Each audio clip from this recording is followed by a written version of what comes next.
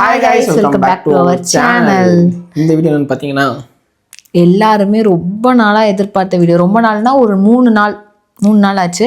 3 நாளா வந்து எங்கள்கிட்ட நிறைய டிஎம்ஸ், எங்களுக்கு வலி வந்ததுல இருந்தே ஹாஸ்பிட்டல்ல இருந்தே இந்த வீடியோ பார்த்ததுல இருந்தே நிறைய பேர் குழந்தை பிறந்துச்சா இதே தான் நிறைய பேர் கேட்டிருந்தீங்க. அப்புறம் இன்ஸ்டால வீடியோ போட்டிருந்தோம். ஸோ குழந்தை பிறந்துருச்சு அப்படிங்கிற வீடியோ போட்டிருந்தோம். அதை பார்த்ததுக்கு அப்புறம் அக்கா சொல்லவே இல்லை, யூடியூப்ல எதுவுமே பண்ணல அப்படின்னு நிறைய பேர் கேட்டிருந்தீங்க. அதே மாதிரி நாங்கள் இன்ஸ்டால போஸ்ட் போட்டிருந்தோம். இன்ஸ்டாலையுமே அதுக்கப்புறம் எந்த ஸ்டோரியும் போடலை.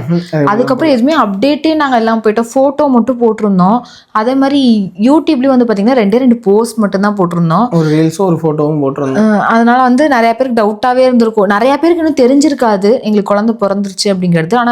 ஆனால் நிறைய பேர் கேட்டாங்க வலிகள், வேதனைகள் நாங்க எதிர்பார்க்கவே இல்லை. அதெல்லாம் நடக்குமா அப்படின்னு நினைச்ச விஷயம்லாம் நடந்துச்சு. ஏதோ நடந்துச்சு. மனசன் என்னங்கிறத வந்து நான் வீடியோல ஃபுல்லா சொல்றேன். வாங்க வீடியோக்குள்ள போலாம்.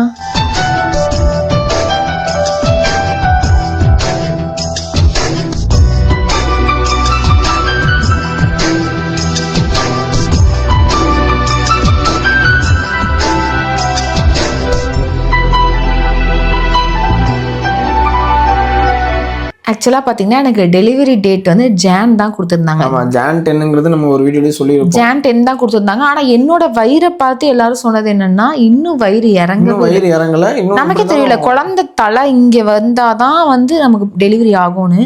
எனக்கு இங்கே தான் குழந்தை வந்து இங்கே தான் இருந்துச்சு. மேல் வயிறு மாதிரி இப்படியே இருந்துச்சு. அதே மாதிரி நான் வாக்கிங் போகிறேன், கொஞ்சம் நடக்கிறேன், அவ்வளோதான்.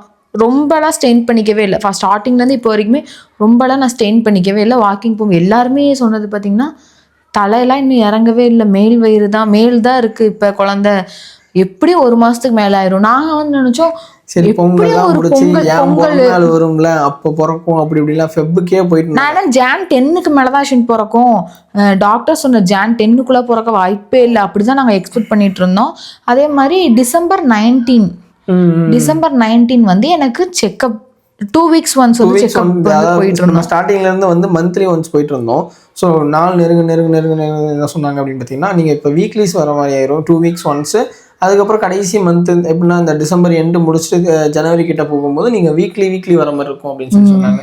ஸோ அந்த மாதிரி டிசம்பர் வீக்லி கூட நாங்கள் போல செக்அப் 2 வீக்ஸ் ஒன்ஸ் தான் போகும். அது லாஸ்ட் 2 வீக்ஸ் ஒன்ஸ்ன்னு நினைக்கிறேன்.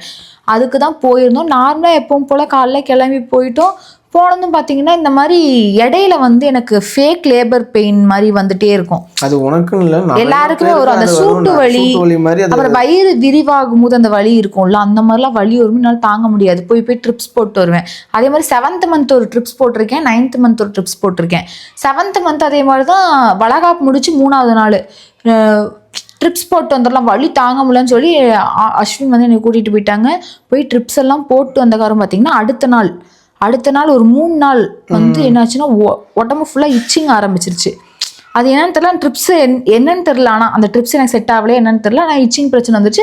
நான் வந்து டாக்டர்கிட்ட கன்சல்ட் பண்ணேன். அவங்க வந்து என்ன சொன்னாங்கன்னா டேப்லெட் கொடுத்தாங்க. டெஸ்ட் LFT டெஸ்ட்னு ஒன்று எடுத்தாங்க. அதையும் எடுத்து பார்த்தோம். அப்போ வந்து என்னாச்சுன்னா எல்லாமே ஓகே, நார்மல் தான். அதே மாதிரி டேப்லெட் கொடுத்தாங்க. எனக்கு 1 டேலேயே கிளியர் ஆயிடுச்சு இச்சிங் பிரச்சனை. அப்புறம் விட்டாச்சு. அதுக்கப்புறம் 9th மந்த் கூட இன்னும் ஆகலைன்னு வச்சுக்கோங்களேன். ஏன்னா 25th தாண்டா தான் 9th மந்த் கரெக்டா. ஆனால் வீக்ஸ் படி பார்த்தா கொஞ்சம் இது எனக்கு வேணா இர்ரெகுலர் பீரியட்ஸ்ன்னு சொல்லியிருப்பேன் நிறைய பேர்கிட்ட. ஸோ அதனால வந்து கால்குலேஷன் நமக்கு தெரியாதுல்ல.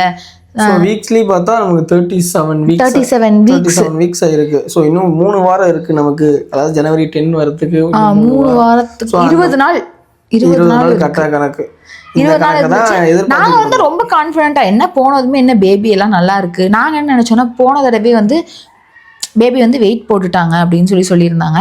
இந்த தடவை அதே மாதிரி வெயிட் கரெக்டான வெயிட் கொஞ்சம் எக்ஸ்ட்ராவே இருக்காங்க அப்படின்னு சொல்லி வெயிட் சொல்லியிருந்தாங்க.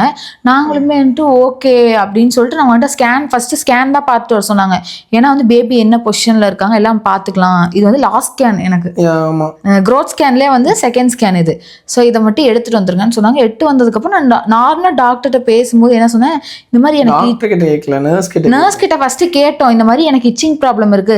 7th மந்த்தும் இதே மாதிரி தான் இச்சிங் ப்ராப்ளம்காக வந்தேன். இப்போ 9th மந்த்தும் 8th மந்த் எண்டிங் தான். 9th மந்த்துமே வந்து எனக்கு இந்த மாதிரி ட்ரிப்ஸ் போட்டங்காட்டி எனக்கு இச்சிங் ப்ராப்ளம் வந்துச்சுன்னு சொன்னதுக்கு LFT ஒன்று எடுத்துருங்க, போன தடவை எடுத்த மாதிரி எடுத்து பாருங்க, அதுல எதுவும் இல்லைன்னா ஒன்றும் பிரச்சனை இல்லை அப்படின்னாங்க. LFTலாம் எடுத்துட்டு ஸ்கேன்லாம் எடுத்துட்டு டாக்டர் பார்க்க உள்ள போயிட்டோம். அப்புறம் டாக்டர் வந்து சொன்ன உடனே எனக்கு அப்படியே அழுக வந்துருச்சு, அழுதுட்டேன், கண்ணெல்லாம் கலங்கிருச்சு. என்ன சொன்னாங்கன்னா, இந்த மாதிரி 40 தான் இருக்கணும், அது இப்போ உங்களுக்கு 46 இருக்கு, அந்த ஏதோ இச்சிங் இது அது வந்து லிவர் இதுல வந்து டேமேஜ் ஆகும், குழந்தையை அஃபெக்ட் பண்ணும், பேபி அஃபெக்ட் பண்ணும். ஸோ நம்ம எவ்வளோ சீக்கிரம் பேபி எடுக்கிறோமோ அந்த அளவுக்கு பேபிக்கு உங்களுக்கு சேஃப் அப்படின்னு சொல்லியிருந்தாங்க.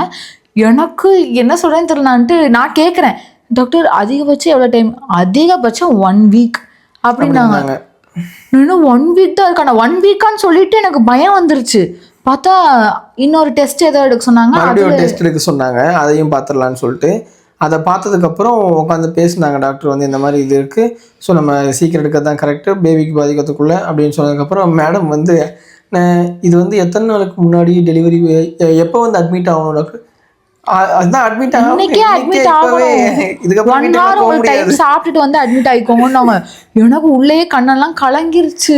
அவங்க ஸ்ட்ரெயிட்டா போய் அட்மிட் ஆகும் தான் சொன்னாங்க. மேடம் தான் என்ன பண்ணாங்க, நான் இன்னும் சாப்பிடல, போய் சாப்பிட்டு வந்துட்டோன்னு வீட்டுக்கு ஓடி வந்துட்டாங்க. வீட்டுக்கு ஓடி வந்துட்டு எனக்கு போவே மனசு, இது டாக்டர் கூட தெரியாது, எனக்கு போவே மனசு இல்லை. அஸ்வின் என்ன அஸ்வின் சொல்றாங்க, என்ன அஸ்வின் பண்றது அப்படி இப்படின்றது. அப்புறம் வந்துதான் அந்த ஹாஸ்பிட்டல் பேக் வீடியோ பார்த்துருப்பீங்க. ஸோ அந்த வீடியோ பார்த்துருப்பீங்க, எல்லாத்தையும் கடன் குழந்தை ட்ரெஸ் எல்லாத்தையும் எடுத்துட்டு நம்ம ஹாஸ்பிட்டலுக்கு போனோம்ல, ஹாஸ்பிட்டலுக்கு போனதுக்கப்புறம் இந்த அட்மிட் ஆன சீன் எல்லாம் பார்த்துருப்பீங்க. அதுக்கப்புறம் என்னன்னா ஃபர்ஸ்ட் வந்து நான் அட்மிட் ஆக சொல்லிட்டாங்க தெரிஞ்சு போச்சு. அதனால இங்கேருந்து அவமாவையும் கூப்பிட்டு போயிட்டு இவளையும் நானும் 3 பேரும் போனோம். போயிட்டு இந்த மாதிரி எங்கள் அம்மா ஃபோன் பண்ணி இந்த மாதிரி சொன்ன, இந்த மாதிரி அட்மிட் ஆக சொல்லிட்டாங்க அப்படின்னு சொல்லி கொஞ்சம் தகவல்லாம் இவங்க அம்மாவுக்கு எங்கள் அம்மாக்கெல்லாம் கொடுத்தாச்சு. கொடுத்ததுக்கப்புறம் எங்கள் அம்மா ஒரு மணி நேரம் கழிச்சு வந்தாங்க. அதுக்குள்ளே வந்து மேடம்க்கு வந்து வெயிட் செக் பண்ணுறது, அதுக்கப்புறம் ரூம் வந்து எந்த ரூம் ஃப்ரீயாக இருக்குன்னு அவைலபிள்னு பார்க்குறது, எப்போ பிளான் பண்ணலாங்கிறது, இதெல்லாமே ஒவ்வொரு லிஸ்ட்டாக சொல்லிட்டு இருந்தாங்க. எனக்கு அப்படியே நான் என்னை பற்றி நிறையா பேருக்கு தெரியும். அந்த ஒரு இன்ஜெக்ஷன் சின்னதாக ஒரு பட்டர்ஃப்ளை ஊசி இன்ஜெக்ஷன் ஏற்றுவாங்க, ட்ரிப்ஸ் ஏற்றுறதுக்கு ஒரு பட்டர்ஃப்ளை ஊசி குட்டியாக குழந்தை, அதுக்கே ஊற கூட்டுவா. எனக்கு டெலிவரின்றப்போ எனக்கு என்ன பண்ணுறது, நம்ம பயத்தை, இவன் என்ன சொல்கிறான், ஸ்ட்ராங்காக இருக்கணும், ரொம்ப ஸ்ட்ராங்காக இருக்கணும் சாரு, நீ ஸ்ட்ராங்காக இருந்தா அழுச்சா அழு, ஆனா பயப்படாத இதவே சொல்லிட்டு இருந்தான். ஆனா எனக்கு உள்ள டர்ராகுது. அஸ்வின் என்னால கண்டிப்பா முடியாது அஸ்வின், கண்டிப்பா முடியாது அஸ்வின். இதேதான் ஸ்டேஜையும் தாண்டும் போது நான் சொல்றேன், அவ்வளவுதான், இதுதான் அடுத்து நடக்கும் போது, இதுதான் நடக்கும் போது, இந்த ஸ்டேஜ் தான் தாண்டியாச்சு, முடிஞ்சு. 100% லெவலை வச்சு ஒவ்வொரு 10% முடிஞ்சு, இப்போ இன்னும் 90% தான் அப்படின்னு சொல்லிட்டு அட்மிஷன் போட்டு அப்புறம் ரூமுக்கு போனோம். ரூமுக்கு போனதுக்கப்புறம் அப்பவே ஒரு பிளட் டெஸ்ட் எடுக்கலாம்னு சொல்லி இத்தனோண்டு ஒரு ஊசி வச்சு இப்படி குத்தி இப்படி எடுப்பாங்கல்ல, அந்த இதை குத்த விடல. அந்த இது டெலிவரின்னு சொல்லியாச்சு. என்ன பண்ணிட்டாங்க, எனக்கு ஃபர்ஸ்ட் போனதுமே கர்ப்பப்பை ஓப்பனாக இருக்கா அப்படின்னு சொல்லிட்டு செக் பண்ணி பார்த்தாங்க டாக்டர். ஸோ அது எல்லாமே ஓப்பன் பண்ணுறதுக்கான ப்ராசஸ்லாம் நடந்துருச்சு. என்னால் முடியல, அது அந்த வழியை கூட தாங்கிட்டு வந்துட்டு வெளியே அந்த சுகர் டெஸ்ட்டுக்கு அந்த இது கொடுப்பாங்கல்ல, அது என்னால் எடுக்க முடியல. அதுக்கு ஊற கூட்டுற வெளியே அழுது எல்லாரும் என்ன சொன்னது, ரொம்ப பயமாயிடுச்சு எனக்கு. என்ன இதுக்கு இப்படி டெலிவரி பெயின்லாம் என்ன பண்ணுவீங்க, எல்லா நர்ஸ் எல்லாமே நமக்கு தெரிஞ்சவங்க நல்லா சிரிச்சு பேசுறாங்க. சிஸ்டர் இதுக்கே இப்படி பண்றீங்க சிஸ்டர், டெலிவரி பெயின் எவ்வளவு இருக்கு அப்படின்னு சொல்ல எனக்கு உள்ள ஐயோ கை கால்லாம் நடுங்க ஆரம்பிச்சிருச்சு. ஆனா எப்படியோ எவ்வளவோ கஷ்டப்பட்டு குழந்தைய வெளியே எடுத்தாச்சு. இப்போ வந்து நிறைய பேருக்கு தெரிஞ்சிருக்கும், இந்த மாதிரி எல்லா ப்ராசஸிங்கும் முடிஞ்சு ஹாஸ்பிட்டல் அட்மிஷனுக்கு எல்லாம் போட்டாச்சு, ரூம் எல்லாம் போய் ஷிஃப்ட் ஆயாச்சு. இப்போ நாளைக்கு என்ன நடக்க போறது அப்படிங்கறது எங்களுக்கு ஒரு பெரிய சஸ்பென்ஸா இருந்துச்சு. அது நாளைக்கு இல்ல, அன்னைக்கே நைட்டே வந்து குழந்தை எடுக்கணும் அப்படின்ற மாதிரி சொல்லிட்டாங்க. என்ன டைம் இல்ல, இன்னைக்கே எடுத்தே ஆகணும் அப்படின்ட்டாங்க. மனசே விட்டனாங்க. அப்ப எனக்கு உள்ளுக்குள்ள பயம் இருந்தாலும் வெளியே வந்து நான் அவ்வளவு பெருசா காட்டிக்கல. ஆனா இவனுக்கு உள்ள என்ன விட பயம் அதிகம் அவனுக்கு.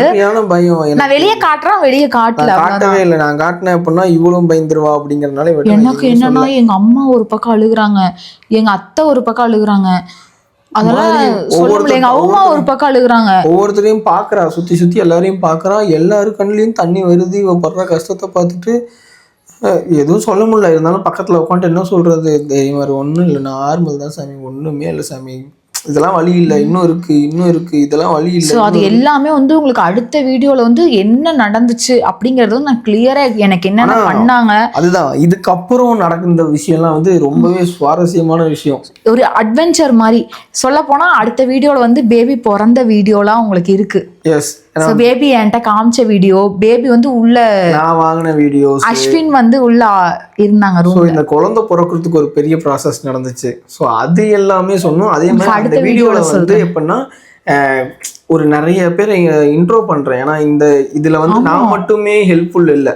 ஸோ நிறைய பேர் ஹெல்ப் பண்ணாங்க இந்த விஷயத்துக்கு. எப்படின்னா சாருவை மோட்டிவேட் பண்ணுறதா இருக்கட்டும், சாருக்கு பார்த்துக்கிறதா இருக்கட்டும், ஏன் சாரு காலமிக்கு விடுறதா இருக்கட்டும், நிறைய பண்ணாங்க. அந்த ஹாஸ்பிட்டலுக்கு எனக்கு தெரிஞ்சு இல்லை, நிறைய பேர் ஹெல்ப் பண்ணாங்க. எனக்கு அவங்க ஃபோட்டோஸ் பேர்லாம் தெரியும். ஸோ சில பேரை மட்டும் நான் அடுத்த வீடியோவில் காட்டுறேன் என்னென்ன நடந்துச்சு, அப்புறம் நான் எப்படியெல்லாம் அழுதேன் அப்படி எல்லாமேங்கிறத வந்து நான் கிளியரா சொல்றோம். இப்போ இந்த வீடியோ எதுக்குன்னு பார்த்தீங்கன்னா, பேபி வந்து ஏன் வந்து சீக்கிரம் பிறந்தாங்க, நமக்கு இன்னும் டைம் இருக்கு. நீங்க என்ன சொல்லுவீங்கன்னா, அப்போ டெலிவரி டேட் எங்கள்கிட்ட தப்பா சொல்லியிருக்கீங்களோ, ஏதாவது நீங்க நினைச்சிருவீங்க அப்படின்னு தான் இந்த வீடியோ நாங்கள் அப்படி எதுக்கு பண்றோம்னா, இந்த மாதிரி எனக்கு லிவர் இதுல இச்சிங் அதிகமாச்சு அப்படின்னு சொல்லி தான் அந்த பிரச்சனை. இது எல்லாமே வந்து உங்களுக்கு அடுத்த வீடியோல அது எனக்கு கிளியர் ஆச்சா, என்ன ஆச்சு, பேபிக்கு அஃபெக்ட் ஆச்சா, எல்லாமே உங்களுக்கு அடுத்த வீடியோல சொல்றோம். இந்த பேபி வந்து இப்ப நல்லபடியா பிறந்துட்டாங்க. ஸோ நான் எண்டிங்கில் கூட ஒரு அடுத்த வீடியோக்கான பார்ட் 2க்கான ஒரு சின்ன கிளிப்பிங் 2 வைக்கிறேன். பார்த்தாலே உங்களுக்கு இன்ட்ரெஸ்டிங்காக இருக்கும். கண்டிப்பாக பார்த்தே அவனும் சீக்கிரம் போடுங்கன்னு சொல்லிட்டு. அதே மாதிரி நிறைய பேர் நார்மல் டெலிவரியா சி செக்ஷனா நிறைய டவுட் இருக்கும். ஸோ அதையுமே வந்து அந்த வீடியோவில் உங்களுக்கு நிறைய பேர் தெரிஞ்சிருக்கும் பார்த்தாலே. இருந்தாலும் நான் அடுத்த வீடியோவில் சொல்கிறேன். ஸோ இந்த வீடியோ வந்து உங்களுக்கு பிடிச்சிருக்கும், நம்பரும் பிடிச்சிருந்துச்சு அப்படின்னா மறக்காம லைக் பண்ணுங்க, கமெண்ட் பண்ணுங்க, ஷேர் பண்ணுங்க. நம்ம சேனலை யாராவது சப்ஸ்கிரைப் பண்ணாமல் பார்த்துட்டு இருந்தால் சப்ஸ்கிரைப் பண்ணிக்கோங்க, பெல் ஐக்கான் நாளில் வச்சுக்கோங்க. அப்போ தான் நாங்கள் போகிற இன்ட்ரெஸ்டிங்கான வீடியோஸ் நோட்டிஃபிகேஷனில் வரும். எப்போவுமே எங்கள் லட்சியம் உங்கள் கை. சாரி, எப்போவுமே எங்கள் லட்சியம். சாரி எப்பவுமே குழந்தை இருக்கும்போது கையை தொட்டுக்கிட்டே இருப்பேன், எப்பவுமே எங்கள் லட்சியம்ட்டு. சரி, ஓகே, இது எப்பவுமே எங்கள் லட்சியம் உங்கள் கையில். பாய்.